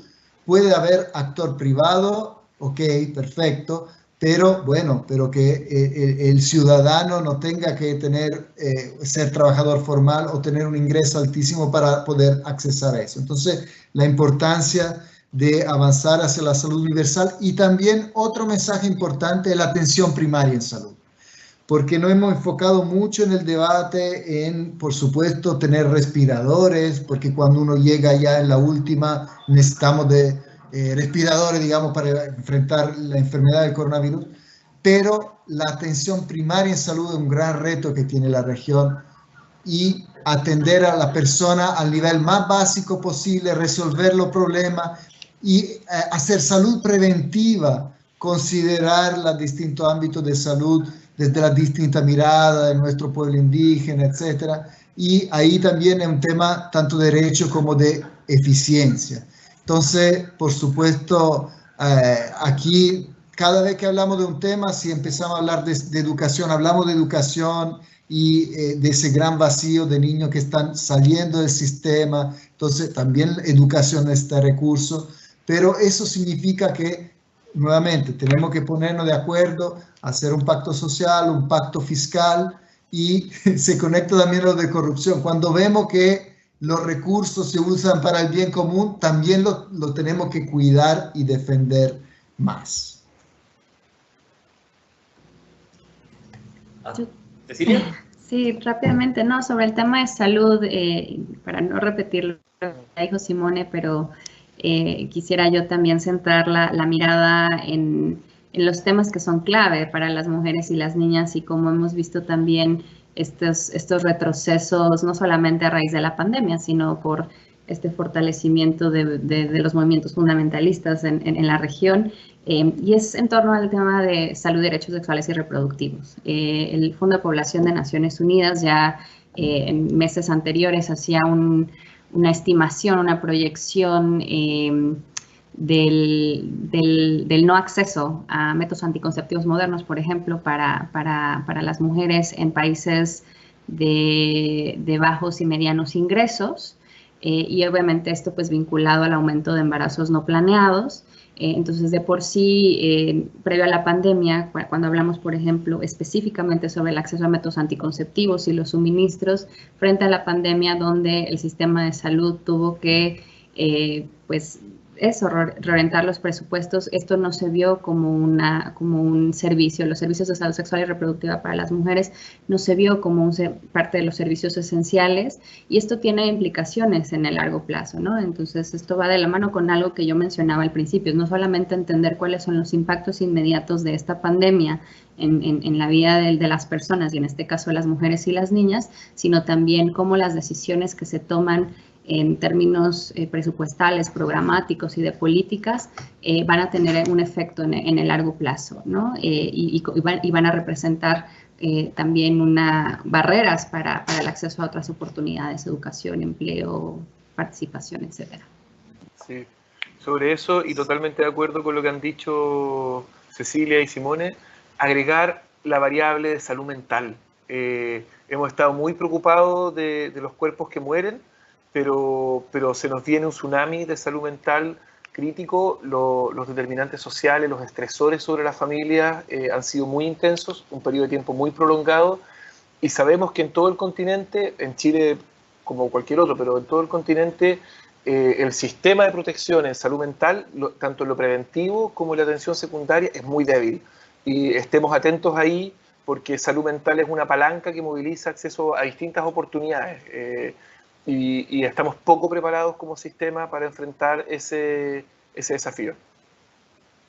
Oye, justo hoy día pasaba por una noticia que decía que el COVID, uno de los efectos del COVID-19 es la alteración en la salud mental, y se había comprobado que no me acuerdo porque de verdad lo leí a la pasada, había un porcentaje alto de personas recuperadas que mostraban signos fuertes de algún tipo de enfermedad mental, como ansiedad, depresión u otros, producto de haber pasado por el COVID, ya sea porque estaban estresados, porque lo pasaron mal, porque no pudieron ver a su gente, o etcétera, lo cual es, sobre todo que nuestros sistemas no le ponen mucha atención a la salud mental, pues se preocupan de la salud física.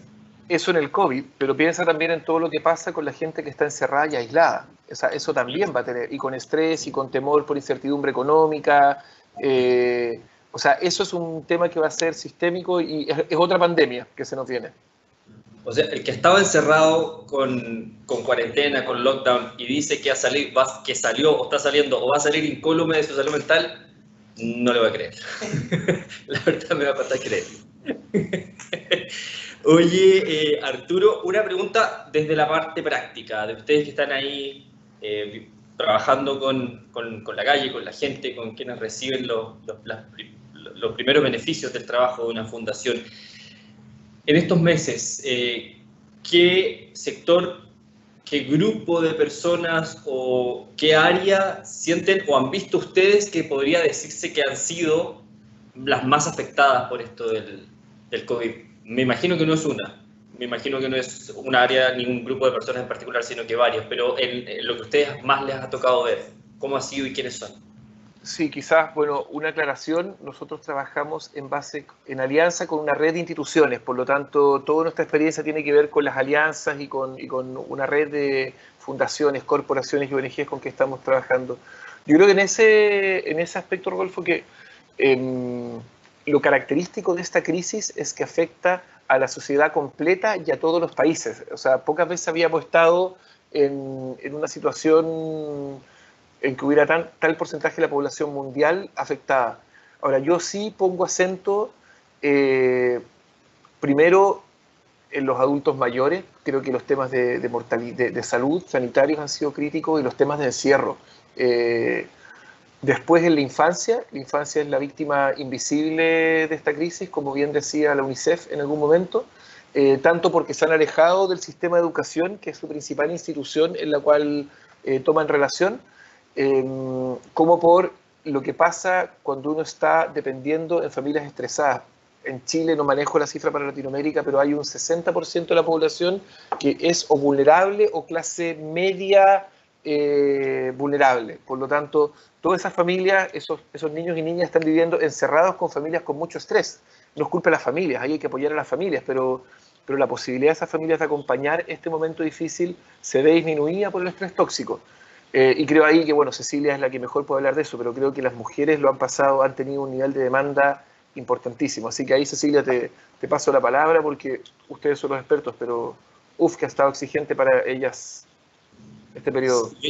Tienen un reporte aplanando la curva, el reporte 2020 del Liquor Measure, que está buenísimo. A ver si nos puedes contar un poco, Cecilia, por favor. Claro, pues vinculando a lo que ya Arturo decía y a esta última pregunta que planteabas, yo he venido hablando de varios temas, ¿no? en este diálogo, la educación, ahora la salud, la participación de las mujeres, pero justo un tema central del que no hemos hablado es la violencia contra las mujeres. Es una realidad que estaba ahí y sigue estando durante la pandemia. ONU Mujeres se ha referido a ella como la pandemia en la sombra, pero en realidad pues siempre ha sido muy visible, ¿no? Y ha ocupado mucho del trabajo de las organizaciones y de los movimientos feministas en América Latina y en el mundo. Y bueno, vinculándolo al trabajo que hacemos y en el reporte más reciente que lanzamos a principios de este año, que es Cambiando la tendencia hacia la igualdad de género, uno de los indicadores que observábamos, que es como un indicador proxy del tema de violencia contra las mujeres, es qué tan segura, la percepción de seguridad de las mujeres caminando de noche en sus ciudades, en el área en donde viven.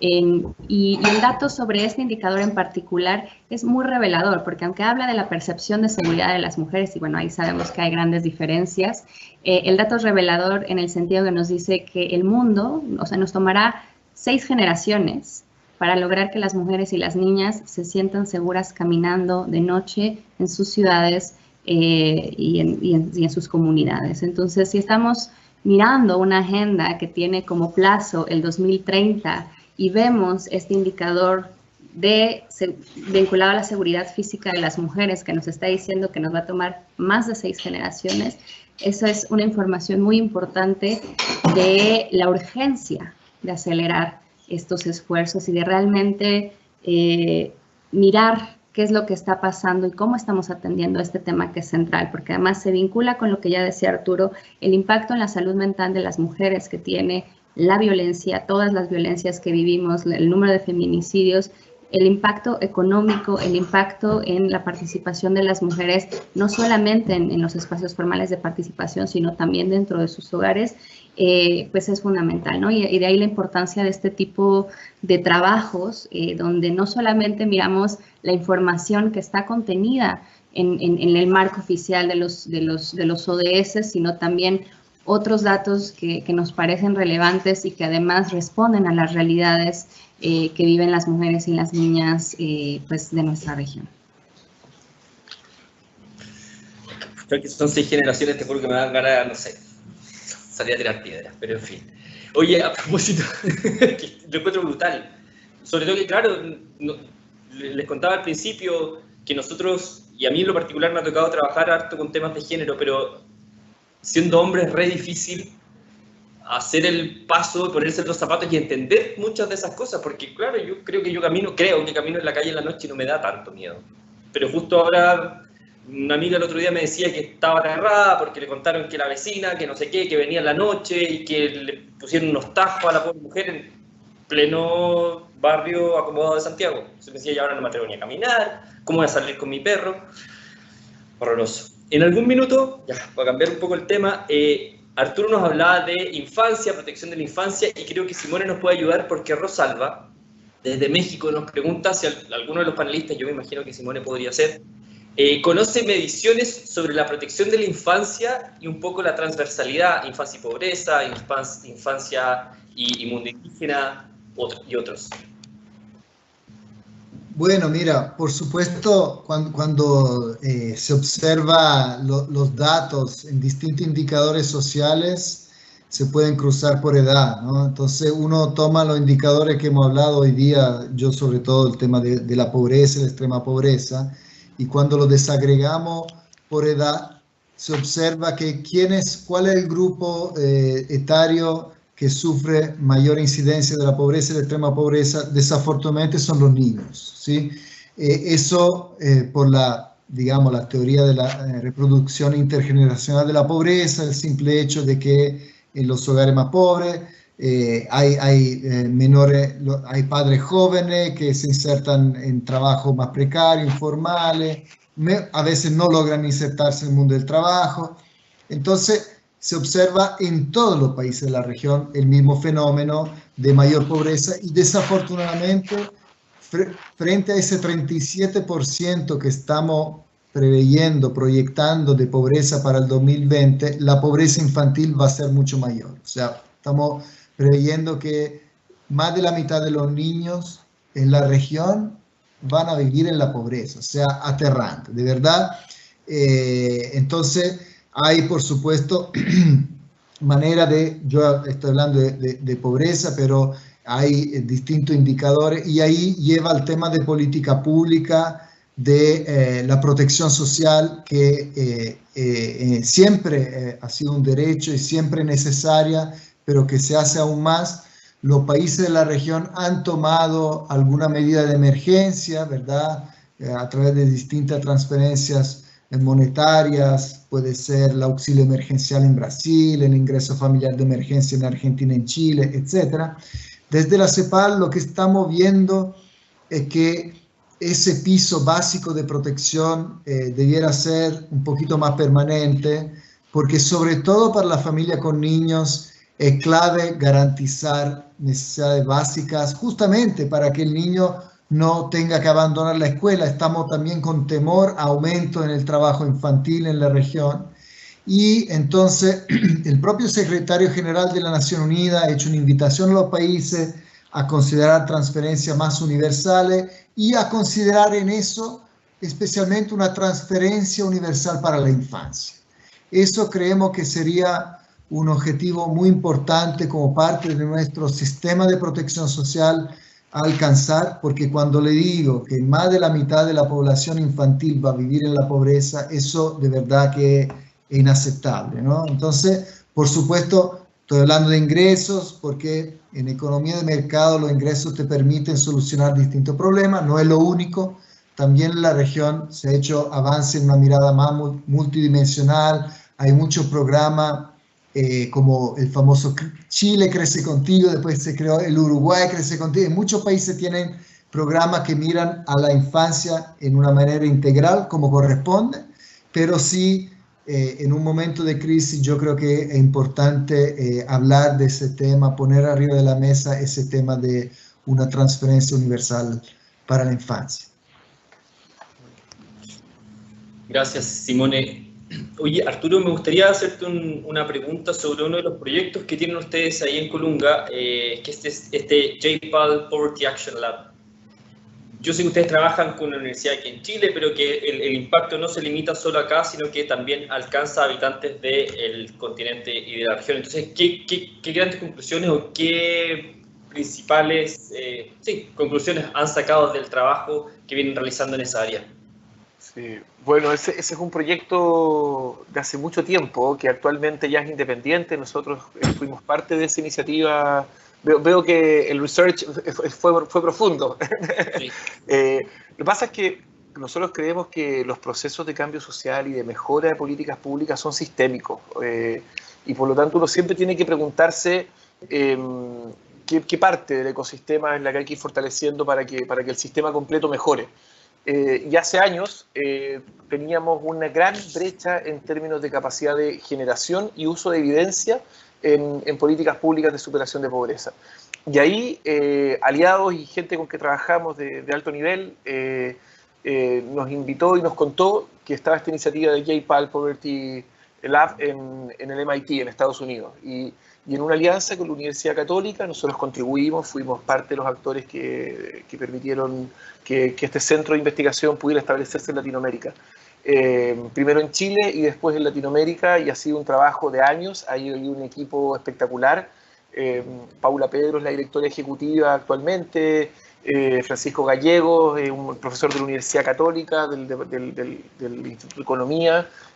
Ha sido todos estos años los verdaderos motores, ellos son los responsables de eso, pero ha permitido la generación de evidencia rigurosa, constante, y conversar en torno a evidencia. Yo creo que, bueno, uno aquí ya tiene sus años, pero cuando uno estaba en su periodo de formación no se hablaba de las evaluaciones de impacto, de la evidencia, el dime qué funciona y qué no, un poco lo que tú dices, Cecilia, de las decisiones basadas en datos, eran cosas que no existían. Se hablaba mucho más de la ideología que de la numerología, por decirlo de una manera.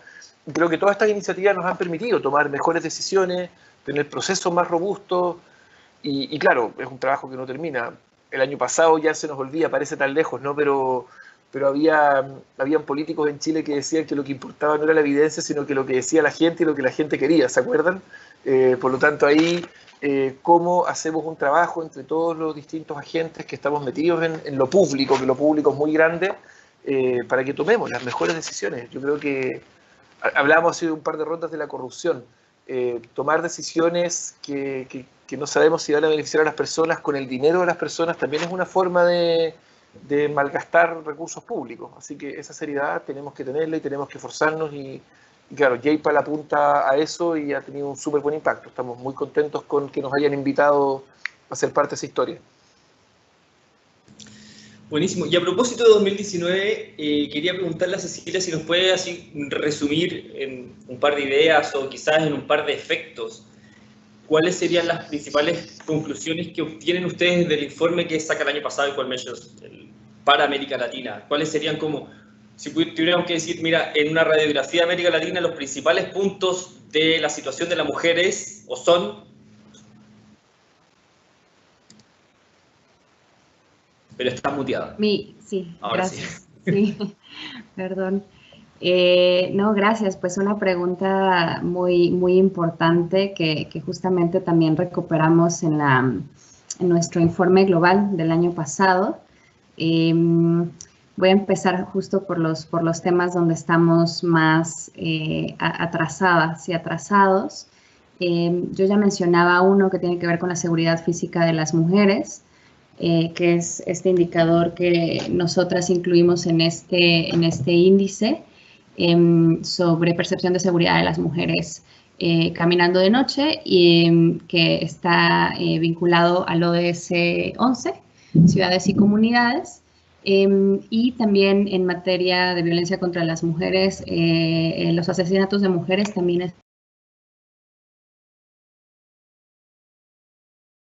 instituciones como una problemática vigente y urgente en nuestra región. Además de estos dos indicadores vinculados a estos dos ODS, otros ODS vinculados a la igualdad de género tenemos todavía importantes retos. Es en el ODS 10, en materia de desigualdad, en el ODS 17, en alianzas, ahí tenemos un gran trabajo por hacer. Ciudades y comunidades y paz e instituciones, ¿no? Cuando hablábamos justo al inicio pues de estas crisis democráticas que estamos viendo también a lo largo y ancho de la región, es parte también de estos retos que hemos identificado. Y bueno, pues también es importante decir donde la región en el contexto prepandemia estaba teniendo un avance pues más sostenido, no que esto signifique que ya estamos donde queremos estar, pero bueno, en materia de hambre y nutrición, salud, agua y saneamiento, energía, la región hasta antes de la pandemia estaba teniendo un desempeño un poco mejor comparado con otras regiones. Sin embargo, como ya decía al principio, cuando observamos a detalle cuáles son estos indicadores específicos dentro de cada uno de esos ODS, que nos hace falta pues atender y acelerar los esfuerzos para alcanzar las metas que nos hemos propuesto al 2030, pues todavía vemos grandes desafíos, sobre todo en la medida en que vamos avanzando en el número de ODS, como que en los primeros, a excepción del 5, porque en el 5 todavía tenemos retos, 1, 2, 3, 4, vemos un avance sostenido, pero a medida que avanzamos en los ODS, cuando vemos el ODS 8 sobre empoderamiento, empleo, el 9, 10 desigualdad, 11 ciudades y comunidades, 13 cambio climático, 16 paz e instituciones y 17 alianzas, es ahí donde enfrentamos todavía grandes retos y tenemos mucho trabajo por hacer. O sea, mayor el número, más difícil se los pone en la película, parece. Oye, Simone, bueno, voy a hacer una pregunta corta, quizás después otra común para los tres para concluir, pero no quería dejar esta afuera porque dice relación con algo que comentaste antes y sé que tienes una publicación sobre eso y dice relación con los ingresos básicos. ¿Qué percepción tienen ustedes sobre ese concepto? ¿Cómo ha funcionado? ¿Si vale la pena? ¿Y qué proyecciones podría tener un sistema como ese?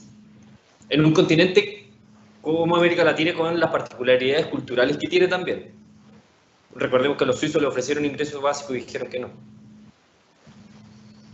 Claro, los suizos sí tienen un salario mínimo de alrededor de $3.000, $3.500. Es otro planeta, pero mira, no, nosotros lo vemos bien. Mire, la idea, primero, de qué estamos hablando, ¿verdad? Porque la propuesta filosófica de un ingreso básico universal es de hacer una transferencia universal, o sea, a cada persona en un país de manera permanente, sin ninguna condición. Entonces, la idea es interesante, es buena, y en un momento de crisis, por supuesto, nosotros la propuesta que hicimos fue un poco distinta, más acotada. Nosotros propusimos para la región un ingreso básico de emergencia para la población que vive o cae en la pobreza durante el transcurso de este año, con una transferencia de un monto equivalente a la unidad de pobreza.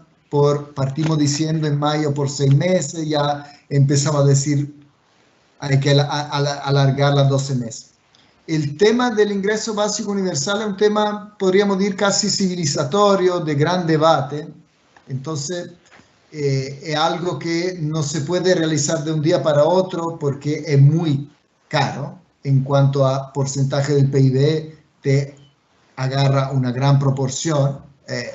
Hicimos una simulación, podía llegar a costar un ingreso básico universal de una línea de pobreza hasta 18% del PIB. Entonces, por eso que yo creo que nadie dice hagamos eso de un día para otro, más bien razonemos en la política pública que sea más universal, con menos condiciones, ¿sí? Más permanente, y que veamos por dónde podemos avanzar en emergencia o también más de manera permanente, lo que yo comentaba de la transferencia para universal para la transferencia con niños.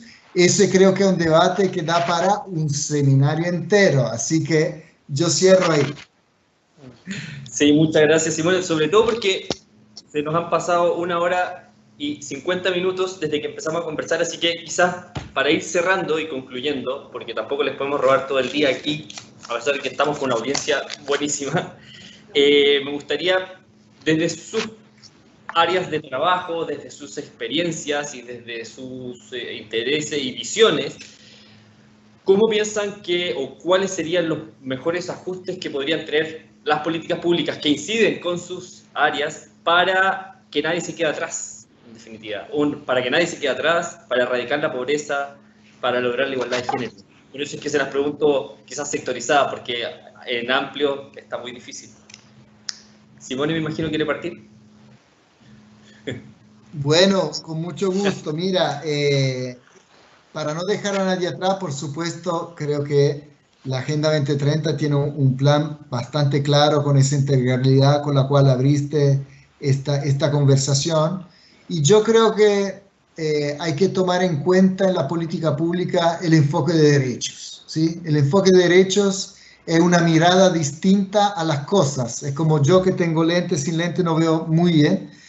A través del enfoque de derechos, que tiene elementos clave como el tema de la participación, de la rendición de cuentas, que me imagino es muy importante para todos los que están acá reunidos hoy día, de la fortalecimiento institucional y también de la no discriminación, de la progresividad. Hay toda una serie de principios que creo van a ser clave para la política pública y para orientarnos en lo que nosotros en general, la mirada que tenemos en la CEPAL, en política social, es de promover el universalismo, pero que sea sensible a la diferencia.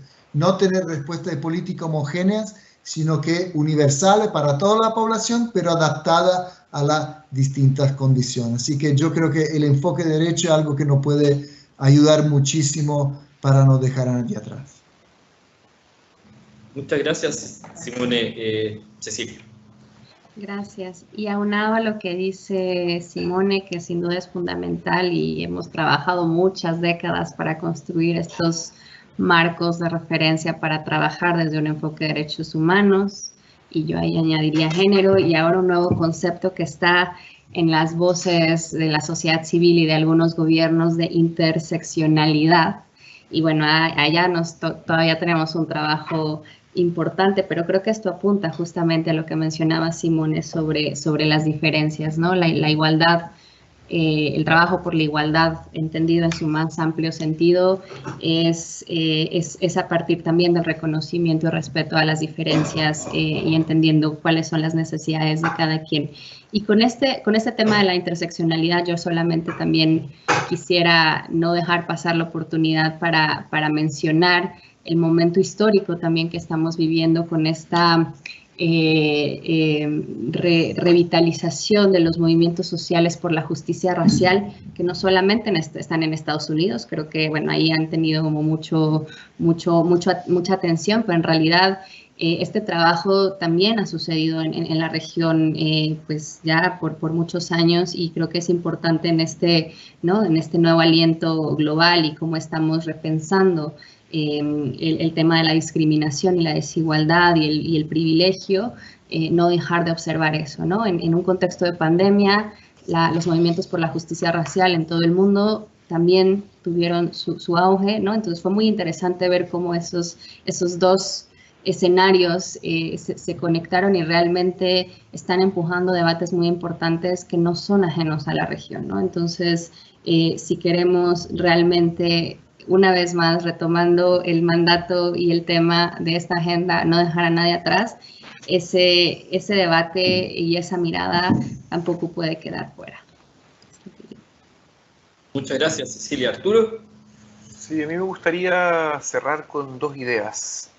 Una, perdón si es un poco confusa, pero yo creo que esta crisis, que es la más grande que hemos vivido, la podemos tomar como un gran ensayo general. Y lo digo porque hasta hace un año jamás nos hubiéramos pensado que el gobierno iba a poder tomar control sobre la salud privada, que íbamos a ser capaces de parar las fábricas y decirle a la gente que se fuera a sus casas para que se cuide. Hay una serie de cosas que nos hemos dado cuenta que somos capaces de hacer para cuidar la salud y el bienestar de los integrantes de nuestra comunidad. Cosas que no nos imaginábamos, que quizás desde la tecnocracia hubieran dicho, no, imposible, no se puede. Bueno, hemos podido hacerlo por salvar vidas. Y creo que a futuro esta crisis nos vamos a acordar, pero las más grandes son otras dos, que tienen que ver con la transformación del mundo del trabajo y la crisis del cambio climático que se nos viene. Entonces aquí tenemos un laboratorio espectacular para aprender de políticas públicas, para aprender de colaboración, para aprender de cómo la sociedad responde a los grandes desafíos que estamos enfrentando. Entonces, esa es una idea. Entendamos esto como una oportunidad de aprendizaje brutal. Y segundo, decir que aquí hay desafíos que son técnicos en términos de política pública. ¿Cuánto cuesta un ingreso, el universalismo, etcétera? Y tenemos que regularlo y tenemos que dialogar. Pero hay un desafío que es adaptativo y que es para todos nosotros y que tiene que ver con que tiene mucho que ver con lo que decía Cecilia recién, que todas las voces y todas las sensibilidades importan. Y que no importa qué tan buena sea técnicamente tu respuesta, si no incluye la sensibilidad, la historia y la subjetividad de los distintos actores sociales, no va a funcionar.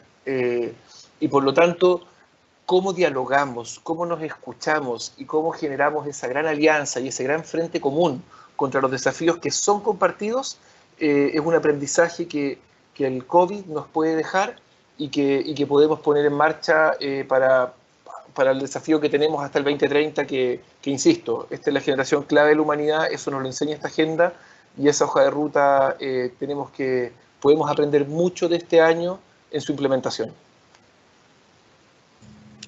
Wow, qué pena que se acaba porque estoy muy feliz. Pero nada, antes que todo quisiera agradecer, viene la hora de los agradecimientos, agradecerle al equipo que ha trabajado acá, a Mayra, a Daniela, a Germán, se han sacado la mugre, y a Simone, a Cecilia y a Arturo por hacer este webinario excelente. Quedo súper agradecido. Gracias también a todas y todos quienes nos están acompañando. Sé que había gente de Honduras, de Guatemala, de Perú, de Brasil, de Argentina, de México, y no voy a decir, Ecuador no voy a seguir nombrando porque se van a quedar algunos afuera y después me van a retar. Porque sobre todo que nosotros somos el equipo de Relaciones Internacionales de la Contraloría, así que no puedo dejar a nadie atrás. Muchas gracias a todas y todos y a nuestros panelistas. Nada, aquí es un minutito luego del cierre para despedirnos más formalmente. Muchas gracias por acompañarnos nuevamente este año. Muchas gracias. Hoy nuevamente nos fue increíble con la audiencia, así que estamos súper contentos. Un abrazo y nos vemos. Chau, chau. Chao. Buen día. Chao, chao.